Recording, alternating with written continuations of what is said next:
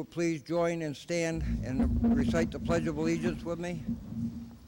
I pledge allegiance to the flag of the United States of America and to the republic for which it stands, one nation, under God, indivisible, with liberty and justice for all. Thank you. A couple of brief points.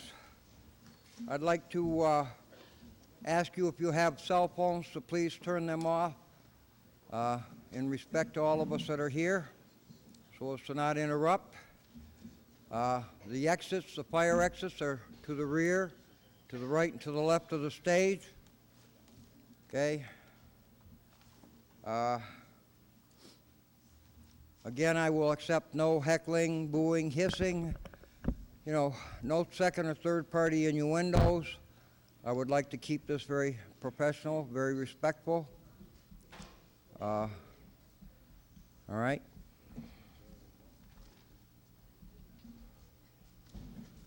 All people addressing this meeting will address the meeting through the moderator, and the moderator only. I will have no back and forth conversation between individuals. This conversation will come through me only.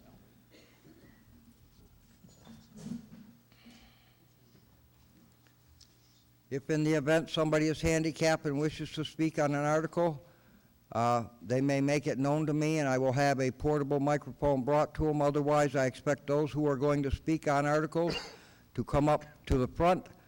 I have some seats here that are vacant. You may sit and wait your turn, and I will appoint you or call you accordingly. At that particular point in time, you will have your say.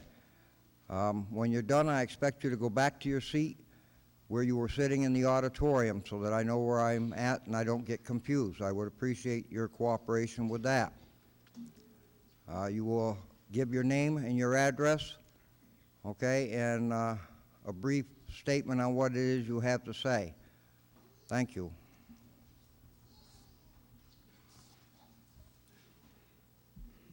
And probably for my last and final time, I will read to you this one more time, and I'd like to hope that it makes sense and people pay attention to it.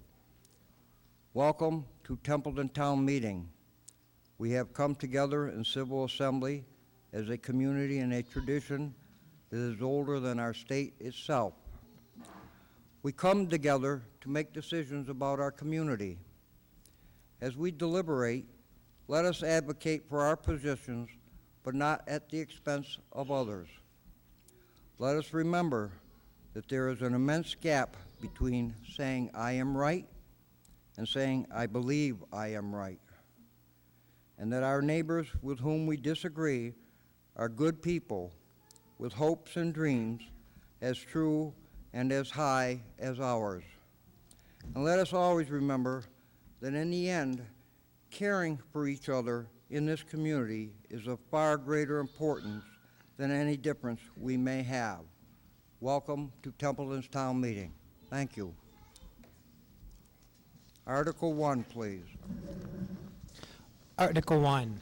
I move that $550,459 be raised and appropriated from the 2014 tax levy and other general revenues of the town as per the passage of the October 15th ballot question for an override of the limitations of Proposition 2 1/2, so-called Chapter 54, Section 29, to be added to the appropriation voted pursuant to Article 27 of the annual town meeting to pay the Town of Templeton share of the Narragansett Regional School District budget for fiscal year 2014, thus increasing the total fiscal year 14 appropriation from $4,430,615 to a new total of $4,981,074, and that $69,541 be raised and appropriated from the 2014 tax levy and other general revenues of the town as per the passage of the October 15th ballot question for an override of the limitations of Proposition 2 1/2, so-called Chapter 54, Section 29, to be added to the appropriation voted pursuant to Article 9 of the annual town meeting for town charges as set forth below. Selectmen office salaries, increase line 14 by $7,226. Deputy assessor salary, increase line 36 by $9,650. Collector's salary, increase line 52 by $5,033. Town clerk salary, increase to 35 hours, line 64 by $3,563. Building inspector salary, increase line 154 by $7,695. Assistant to building inspector, increase line 155 by $4,244. Highway salaries, increase line 214 by $3,864. Health agent salary, increase line 253 by $7,893. Health office salaries, increase line 254 by $3,226. Council on Aging salaries, increase line 264 by $3,547. Boynton Library salaries, increase line 276 by $3,000. Town clerk expense, increase line 66 by $10,600 for special town meetings and ballot elections, for a total fiscal year 14 budgetary increase of $620,000.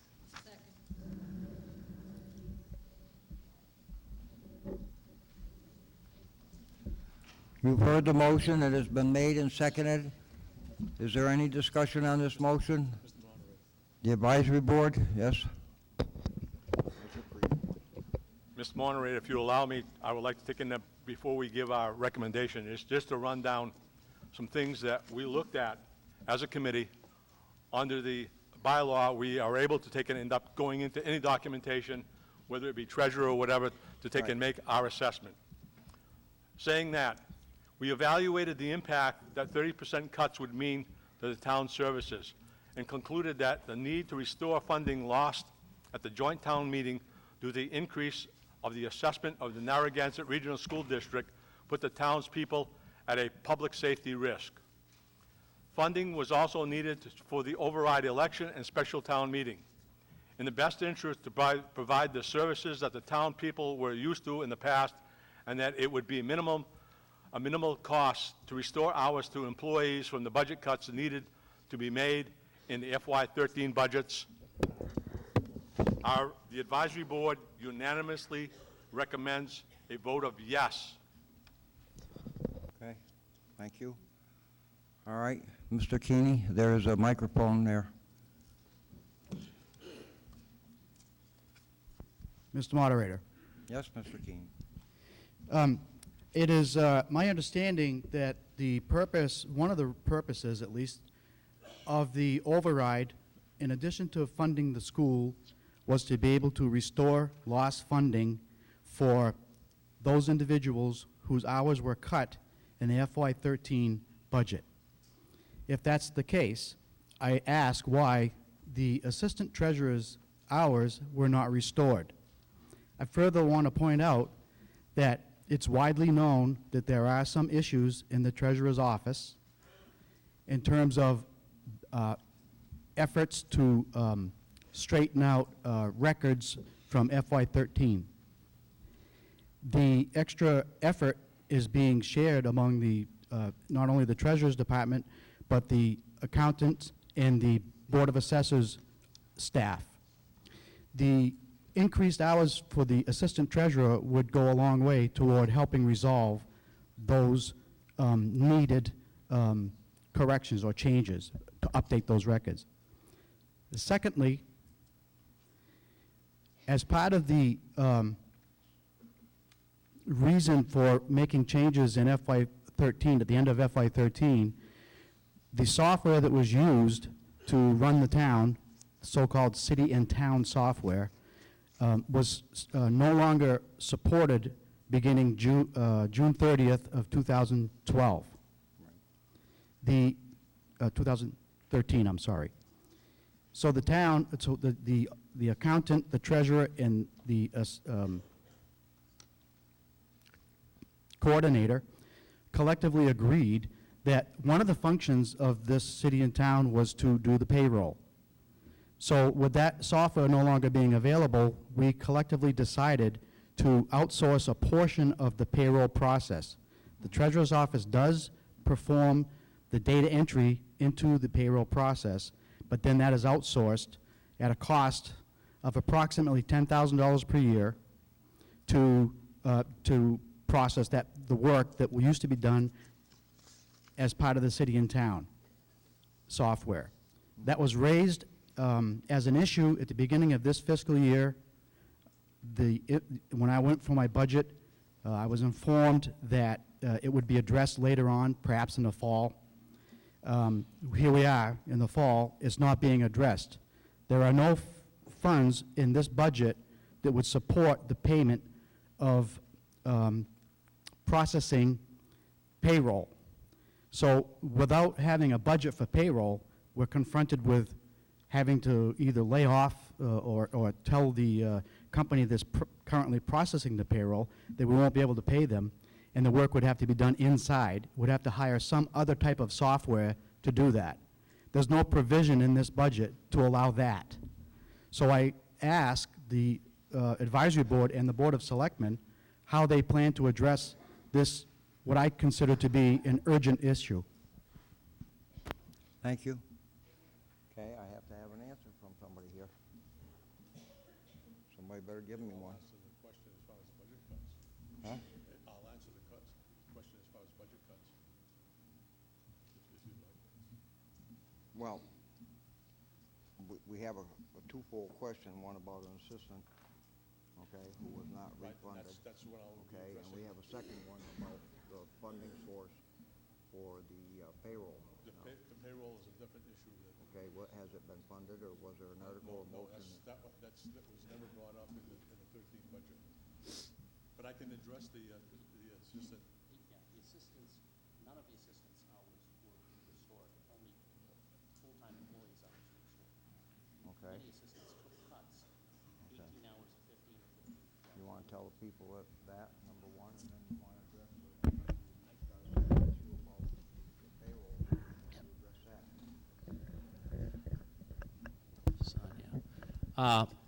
The assistants who had their hours cut in the fiscal 13 budget are not being restored at this time. No assistants, not just the Treasury Department assistant, but the collector's assistant, the assistant in the assessor, which is now vacant, and so on. None of those are being restored. So we're not singling out the Treasury or recommending the Treasury.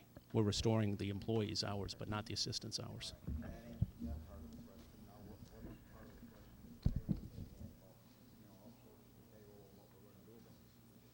don't have an answer to that. Do you have an answer?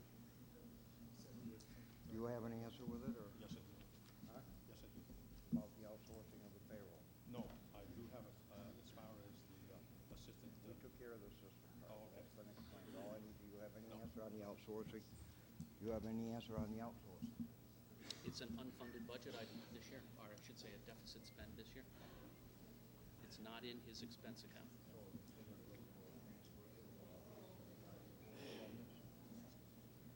They can do that. They can also cut expenses elsewhere. They can certainly address it in a town meeting. Okay, it was a twofold question. Apparently, the answer to the question was that none of the assistants were refunded, which I understand that part. That's fine. That covers that. Apparently, there is some unanswered questions about the funding of the additional outsourcing of the payroll, which somewhere along the line, they're going to have to work this problem out and seek a way of funding it. But they don't have an answer or a way of being able to fund it at this particular moment in time. That's the only answer that I can get at this particular moment. There are means of being able to do it, but not at this particular moment. Yeah, go ahead, Dana. You can be next.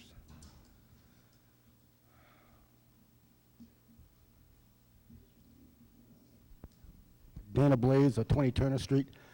The Treasury Department is one of the most important departments we have in this town.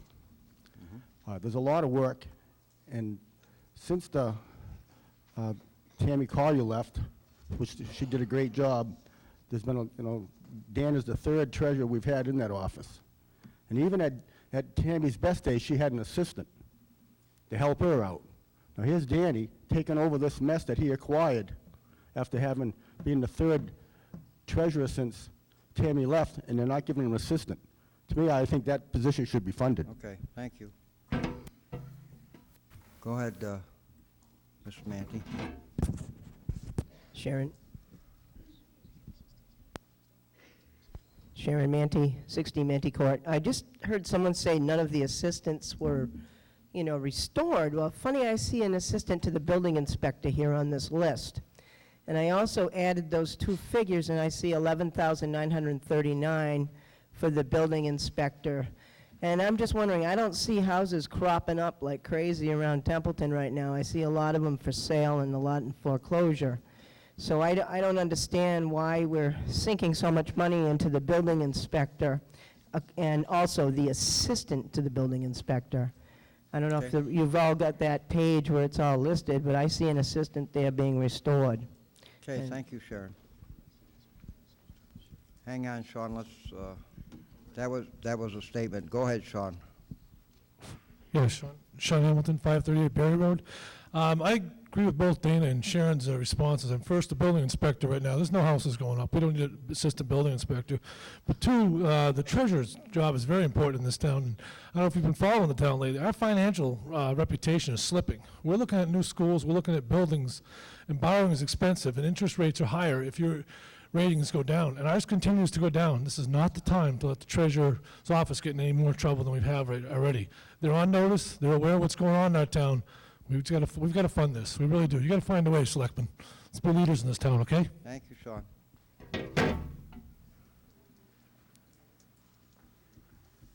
All right, seeing no further discussion on motion 1, all those in favor of Article 1, please signify by saying aye.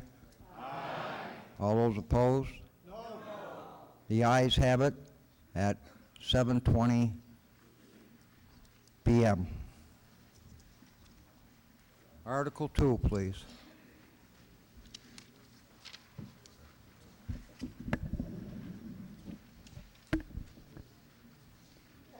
Article 2, I move the following budget increases be hereby appropriated, and that to meet this appropriation, funds be transferred from sources originally appropriated pursuant to Article 9 of the 2013 Annual Town Meeting identified below.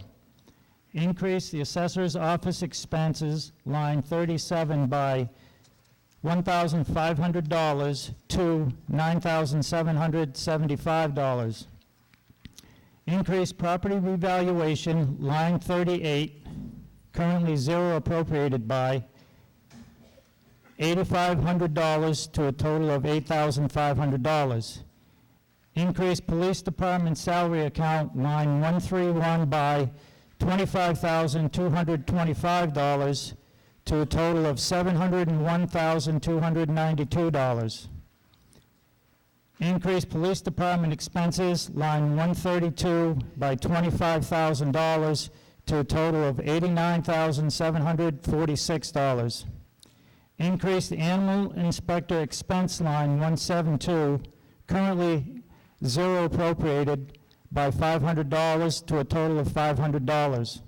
Increase Town Vehicle Machinery Maintenance expense, line 224, by $10,000 to a total of $104,600. And decrease Assessor's Office salary, line 36, by $10,000 to $50,817. Decrease Communications wages, line 194, by $60,225 to a total of $150,279. Decrease the Animal Inspector salary line 171 by $500 to zero.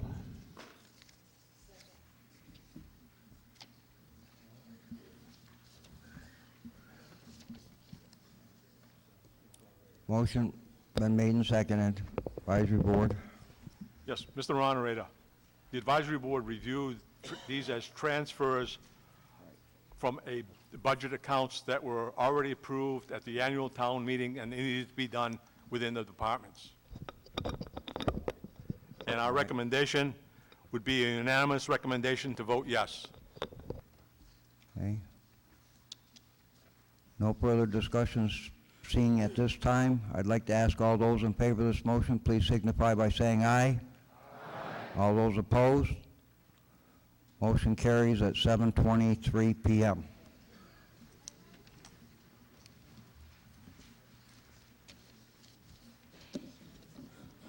Article 3, please.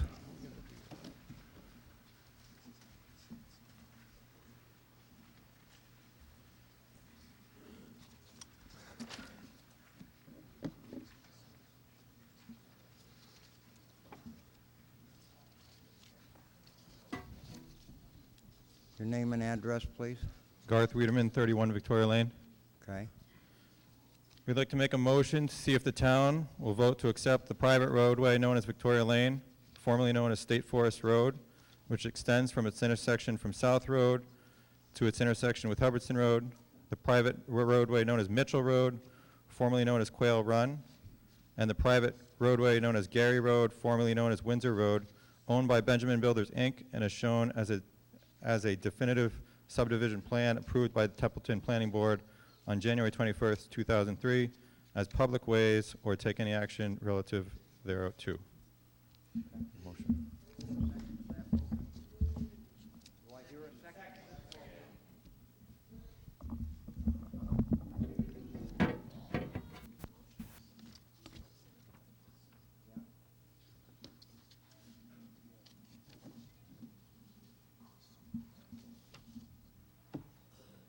Garth, will you come back down here for a minute, please?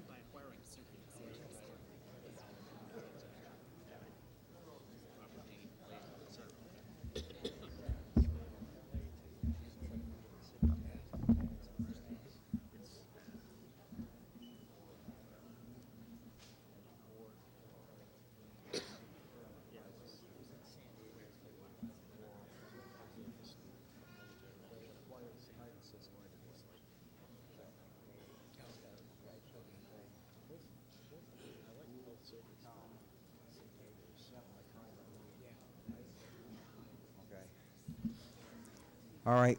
The town council had made some changes to this motion, and I'm going to reread the motion. I want you to understand that I have discussed it with the gentleman who presented the motion. He is in agreement with it as far as the changes that town council has made, okay? And he has no issues with that. At that point in time, I will then, after having read it, ask the seconds if they would also agree to that motion, and if they re-second it at that time, then we will get into the discussion. Okay, move that the town accept the private roadway known as Victoria Lane, formerly known as State Forest Road, which extends from its intersection with South Road to its intersection with Hubbardston Road. The private roadway known as Mitchell Road, formerly known as Quail Run, and the private roadway known as Gray Road, formerly known as Windsor Road, owned by Benjamin Builders Incorporated, and is shown on a definitive subdivision plan approved by the Templeton Planning Board on January 21st, 2003 as public way, and that the Board of Selectmen be authorized to acquire the title to the right-of-ways in fee or easement as the board may determine by purchase, gift, or eminent domain. That is the way the motion is at this point.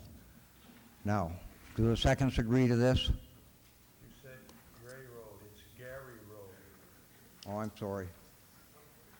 I'm sorry, it's Gary Road, yeah. Thank you, John. All right. Okay, I just want to make sure. Now we can get into the discussion on the motion.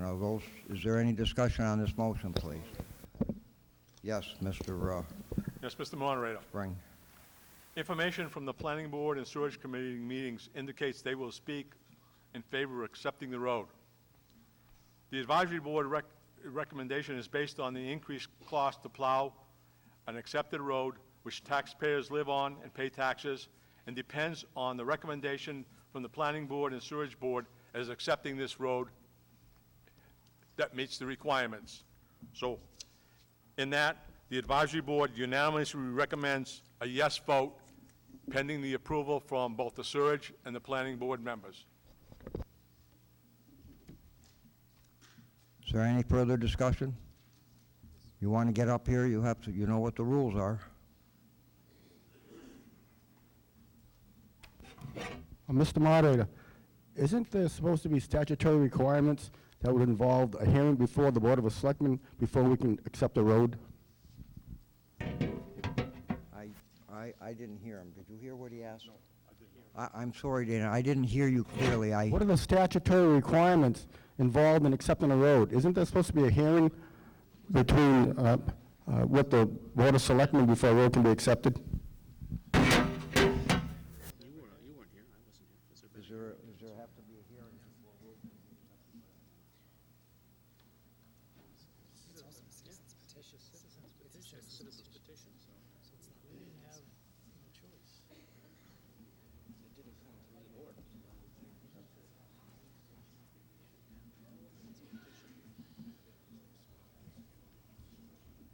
There has been.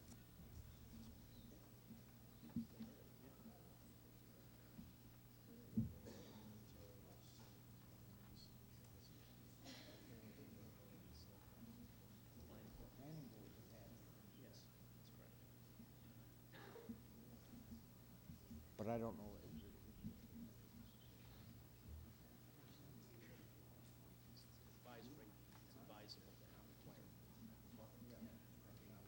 Right. The Board of Selectmen, I don't believe, are required to have a hearing themselves per se. I'm being advised that the Planning Board has hearings on the acceptance of road and makes recommendations to the Selectmen as to whether we accept roads or not. I believe that's what I'm being told. Is that true, Kirk, or not? I don't know. I mean, I'm not, I'm just trying to get information, gentlemen. Kirk Machetti, Planning Board Chairman, also Rice Road, Templeton. Yeah, the procedure is when any developer comes in and wants to develop, they come to the Planning Board first. We bring them through the permitting process. They do the build. We do the inspections. This subdivision's been going on since January of 2003, so it's 10 years old. The procedure, which is, I don't agree with, the way the town bylaw reads, is that the planning board does everything, and then when the developer wants to accept the road, they solicit the selectmen to accept the road.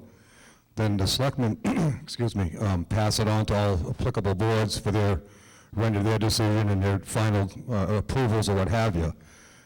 This project did come to select board, don't quote me, maybe 6 months ago. The select board did give planning board notice. We reviewed the subdivision. It was not complete. There was many issues with it. We notified the developer. The developer did make good on everything, all our demands.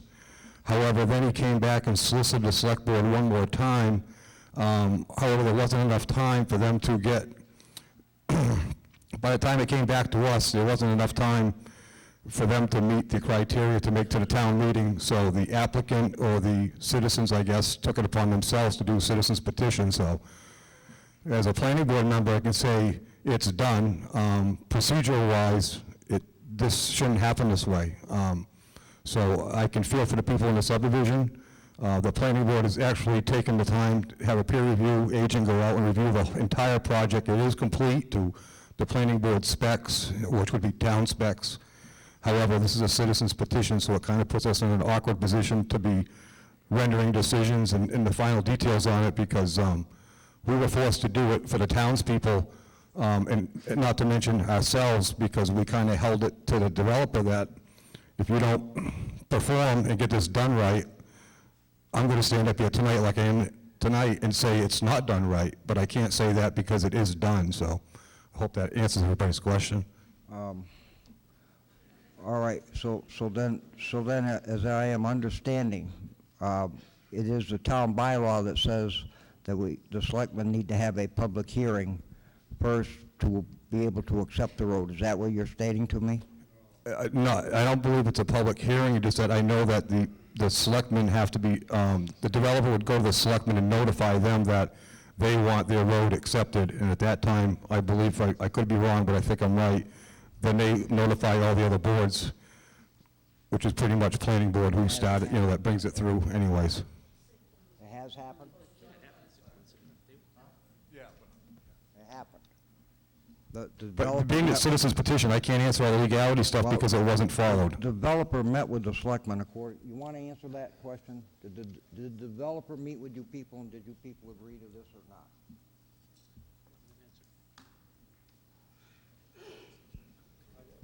Let's make a decision here.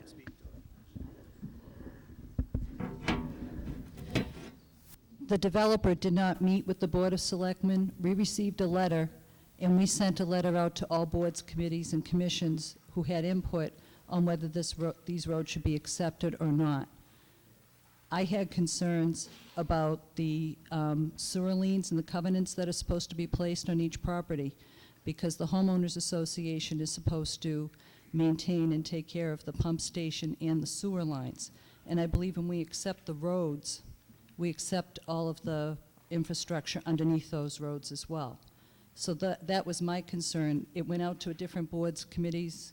I think it went to sewer, and I believe it went to planning. I'm not sure where else it went, but I didn't get any feedback from that. So we never did meet with the developer, which I think is why there is a citizen's petition, because I believe the residents are upset because they would like to get their roads plowed. I'd like to get their roads plowed too, but I also want to make sure that the town is not liable for the sewer infrastructure for that development. Kirk, can you go ahead? Yeah, go ahead. Can you address that a little Yeah, more? I'm glad Julie brought that up, because I just want to get one thing straight, is that the planning board is endorsing, we've endorsed the subdivision as a whole, as the article states, from Cook Road to Hubbardston Road. However, it does exclude the sewer pump station and the 6,100 feet of private force main down Hubbardston Road.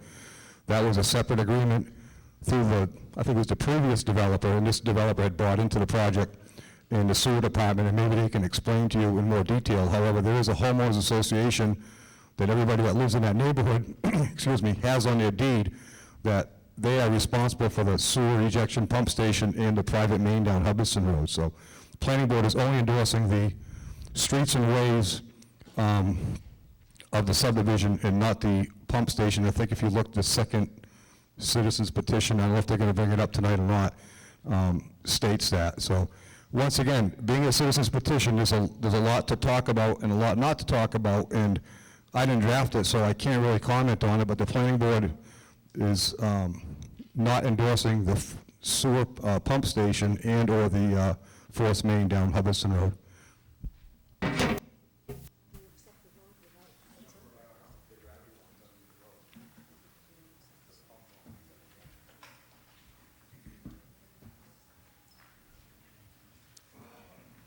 Can we accept this?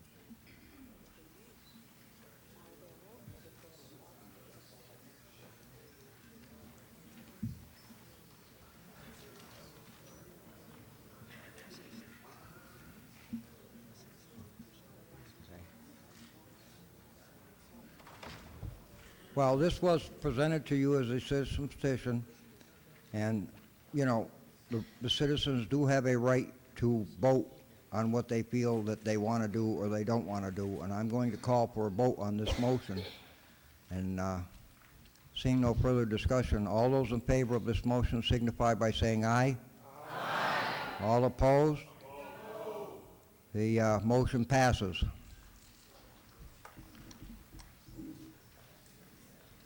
At 7:40 p.m. Okay, that was more than a two-thirds vote equally as well.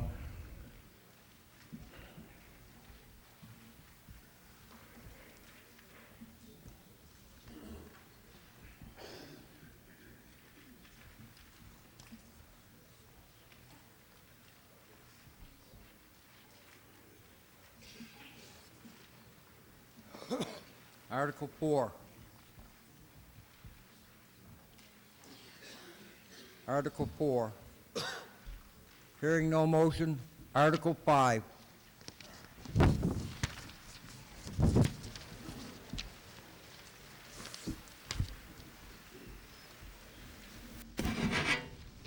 Mr. Moderator.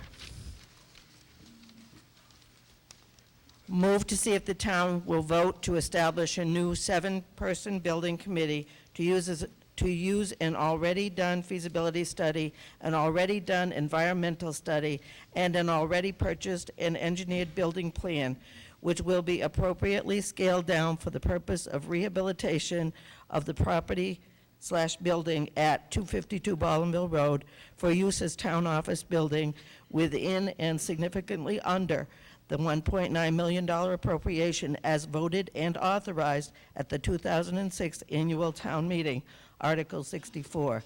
Said committee shall be appointed here by the moderator, and the first term to be the remainder of the current fiscal year 14, and in subsequent years for one-year terms to be reappointed at our annual town meeting. The committee shall consist of a minimum of 5 citizens at large, 1 member from the select board and 1 member from the planning board. Virginia, could you bring me that? Yep.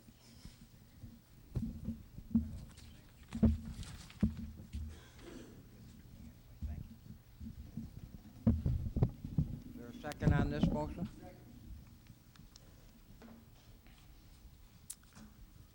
There has been a motion made and seconded. Is there discussion on the motion, please? Advisory board?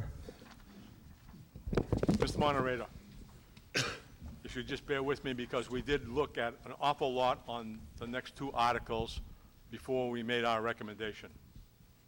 We reviewed warrant articles from the annual town meeting, special town meetings from 2010 until May 21st, 2012, which disbanded the Municipal Building Committee. At the annual town meeting in 2010, there was voted to borrow $1,900,000 and transfer from the Pajari Fund $80,500. Additional funds of $400,000 were sought at a special town meeting on November 7th, 2011, which went to the ballot vote on February 6, 2012, and was defeated by a margin of 2-1. We have those documents. These are all in the annual reports. The general ledger of accounts for the rehab of this building was reviewed along with interest costs for loans made in 2010 until the loans are fully paid in 2018, when total will cost $694,181.31 at payoff. That's a $400,000 purchase price for the building, plus $180,051.72 in other charges, and the remainder would be in interest. Next, we reviewed the proposal that was presented to selectmen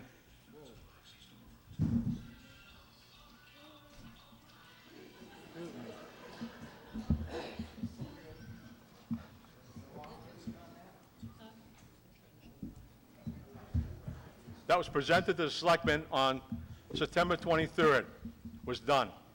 On page 2, what we noticed was understatement of the design and other costs. Another note was that the other costs on page 6 stated preliminary cost of the rehab on May 23rd, 2011 as $2,269,723.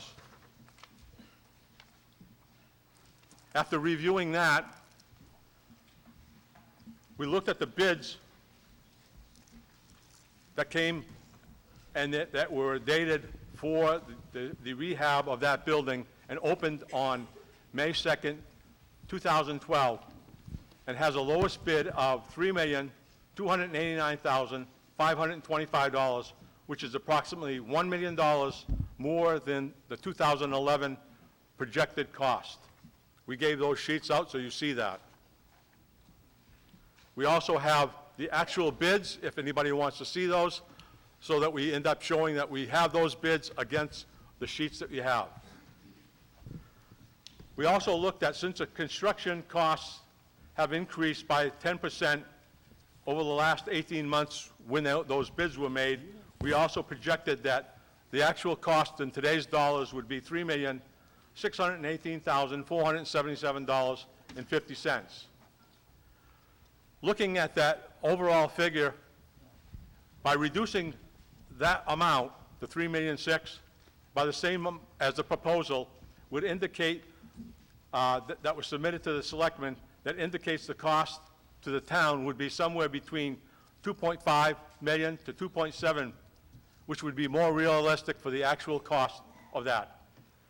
So the next question that we ended up having to address was, how will we pay for this? What's next? Override or debt exclusion for $2.5 million would cost us the town somewhere between $130,000 to $202,000 per year, depending on the length of the bond at 3%, and the interest rate depends on the town's bond rating, which is now listed as A, and we found that that would be 3% would probably be on the low side. At present, our yearly debt is $1,244,534, which is $808,542 for the town. The Narragansett debt exclusion of $435,922. The advisory board established financial policies in August 2012, and the select board established a policy as goals in October 2012, which has the long-term debt as 5% of the general fund, or approximately $600,000. The town debt, as you can see, is twice that amount. The last item that we reviewed was where the building is. The zoning map shows that area where the building is as commercial industrial A. If the building is sold, it would generate tax revenue, which would offset any loss if the building was sold for less than the purchase price of $400,000, paid in 2010. With that, the advisory board unanimously recommends a vote of no. Okay, thank you. All right, now, Ms. Wilder, are you giving your chair to Mr. Blaze? Mr. Blaze? Ladies and gentlemen, my name is Dana Blaze, at 20 Turner Street, Otter River. I'm for this article, and the reason being, this would be the first positive move that this town has seen in a long time. There's no doubt our rent's getting higher and higher where we are. We calculate over $112,000 a year of what it's cost us now for all our different departments being spread all over town. With this building, we'll be able to put everybody in one place. We had a fantastic turnout over the weekend. Over 100 people showed up, and they were surprised at the condition that building's in. There's no doubt. There's no doubt it needs work, but like one of the developers in town said, anything can be fixed. And there's people out here ready to fix it. We took that estimate that was built, that $2,269,000. We just eliminated the contractor's overhead and contingency, took out almost $500,000. There's people here in town, developers, people that want to help out and get this going. It's worth our time and our effort not to sell this building, to get this committee going and look at this, to have everybody in one place. I don't know about you people, but we're all in the same boat here. We all work hard for our taxes, and to sell this building for less than what we get in it is ludicrous. If they want to go throw away their tax money, let them throw their own tax money, not mine. I worked too hard for it. There's plenty of people out here. We've cut down, we've got a plan. There's people ready to go and talk and have meetings and stuff and work with the town to get this building going. We need a town hall. You know, we're butting heads with another group of people who want to make East Templeton our town hall. To me, that place is a mold factory. Okay? It is. It is. You know, we had a clean, this is, Mr. Moderator? You know, listen to me for a second. 252 Barnsley Road, the plans are done. The engineering study's been done. Environmental testing's been done, it's clean. There's no environmental testing done in East Templeton. Why not? Because we voted not to spend any money over there. But the selectmen took it on themselves to put a $2,000 dehumidifier in there to try to help with the mold and then have a $500 to $600 a month electric bill just to run it. All right? It's not conducive. It'll be like putting a Brooks Brothers suit on Abraham Lincoln. You still got Abraham Lincoln. You got an 87-year-old plumbing, 87-year-old electrical.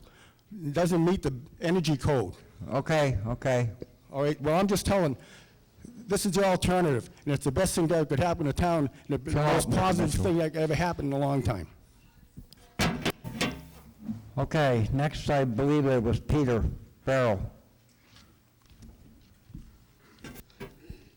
Pete Farrell, 24 Myrtle Street.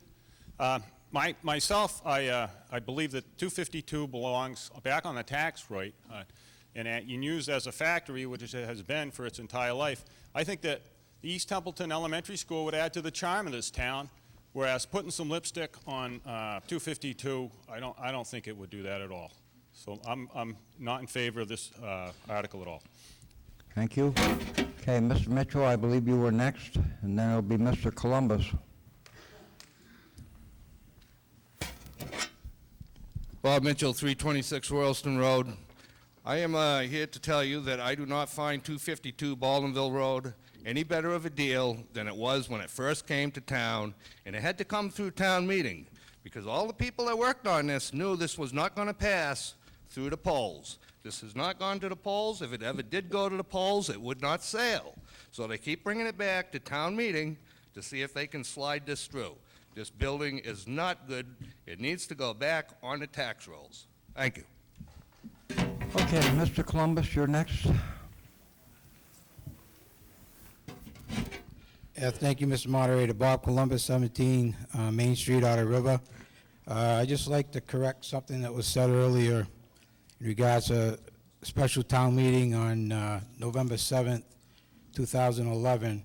I believe it was said it was defeated 2-1. However, what actually happened on that article, number 12, is that it was defeated at first by a hand count of 75 to 44. Then a motion was duly made and seconded to reconsider Article 12. That passed. A motion was duly made and seconded to move the question, passed unanimously. And then on the main motion, passed by 2/3 majority, By hand count, 78 yes, 30 no, at November 7th at 9:17. So I just wanted to correct that.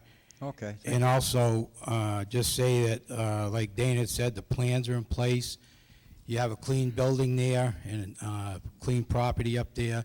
It's got over 3 acres that if you wanted to add another building for a police station or whatever you wanted to do, you have the room up there.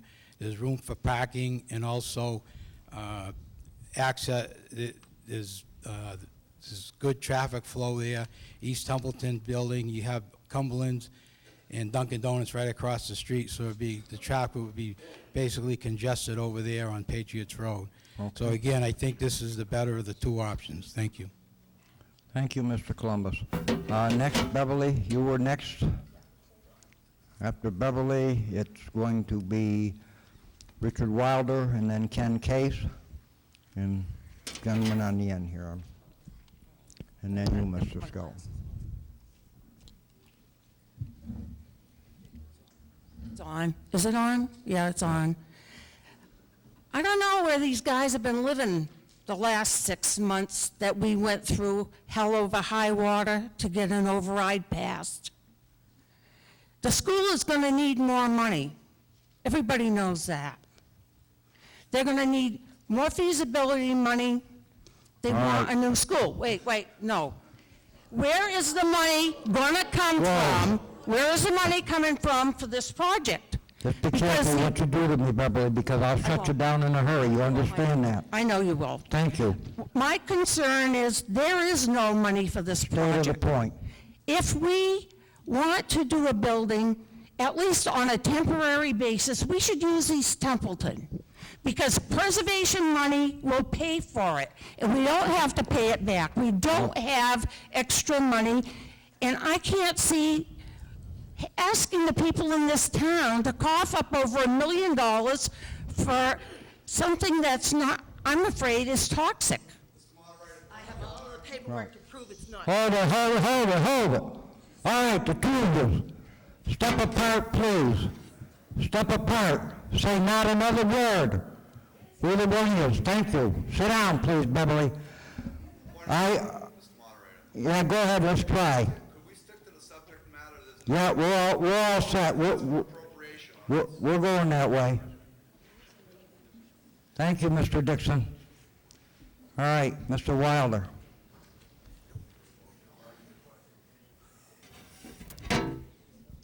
Ken Wilder, 44 Schoolhouse Road, and I looked at both buildings, and Mr. Bennett and Julie said that the East Templeton School would be adequate. The idea of having a town hall is to make sure everybody can get in there. I don't know how many of you people are aware, but we are renting a trailer in the middle of nowhere in a cemetery, and it got a secretary down there all alone. Okay, all right. That's absurd. Let's stay to the point. I'm staying. We're talking the 252 Bombay Road. We're not talking about the cemetery, Mr. Wilder. Well, I'm talking about it because people should be aware we're paying Talk rent about there. 252 Bombay Road, please. That's what I'm asking you to address. Then, I believe it was Beverly said, where's the money coming from? Well, if you take all the money we're paying in rent and everything and put it against the money we got to borrow, we'd be saving money. Just do the math. It's not rocket science. The other thing's absurd, that the East Templeton School is not adequate. We got room over there for a parking lot. We got room over there for a police station down the road.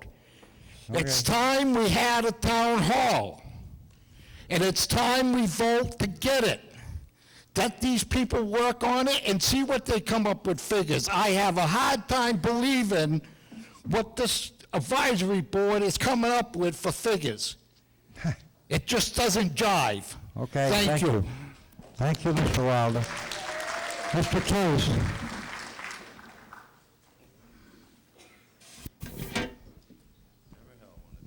All right, just let it go. Is it on? Can you hear me? Okay. Listen, I visited, first of all, Kenneth Case, 47 Evans Circle, Templeton, Mass. I was also the director of plant operations for the Fernal School in Templeton, or the Templeton Developmental Center.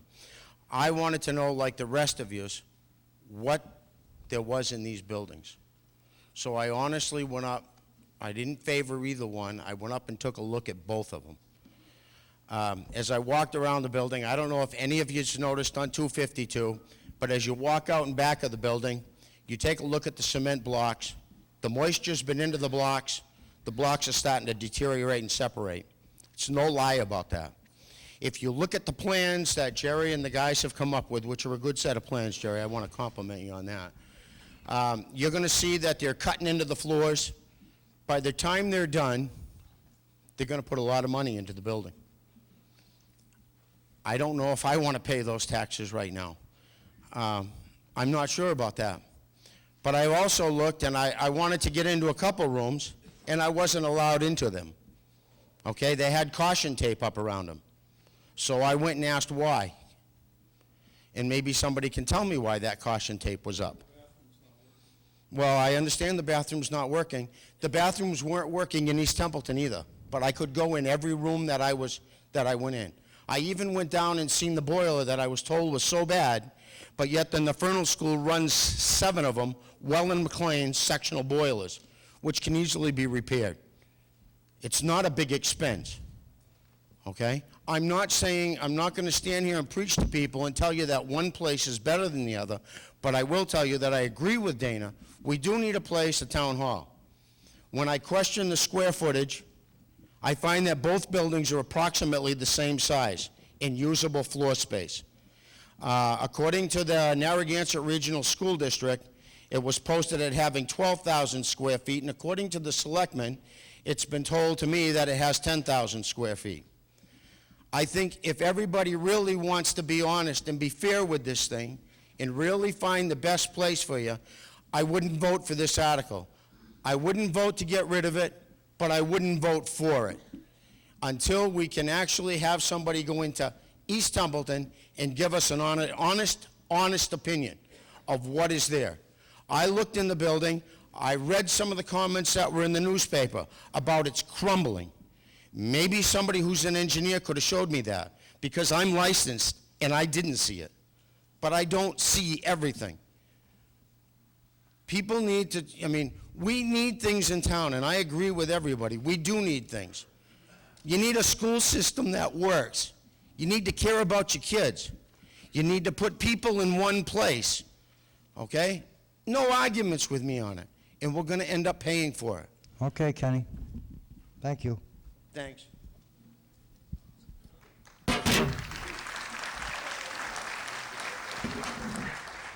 Mr. Moderator, Paul Kane, 19 Kyle Drive.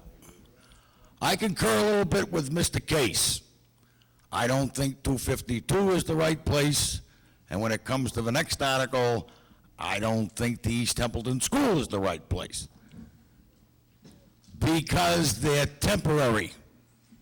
I've lived in this town for 16 years, and I've yet to see in 16 years this town get behind one project and stay behind it from its beginning to its end. Ask the people who have worked hard to get the senior center up. You voted to get it, you gave them some money, and then they had to go to Fort Devens to get 2 trailers so that they had something to call their own. All right, stay to the point. We're talking about 252. I believe, I understand, but it's all interrelated. Well, I understand. I allowed you some latitude, and that's about where I'm going with it. Thank you. I say, look at the Fernald School. There probably is going to be your future. Like it or not. Ask Belchertown. Ask Rutland. When their schools were closed and vacated, the towns took it over. And they built the town hall. And they built a school. Things that you're going to look for in the future. Don't go temporary anymore. Thank you. Thank you, Mr. Keeney. Mr. Skelton, you're up next.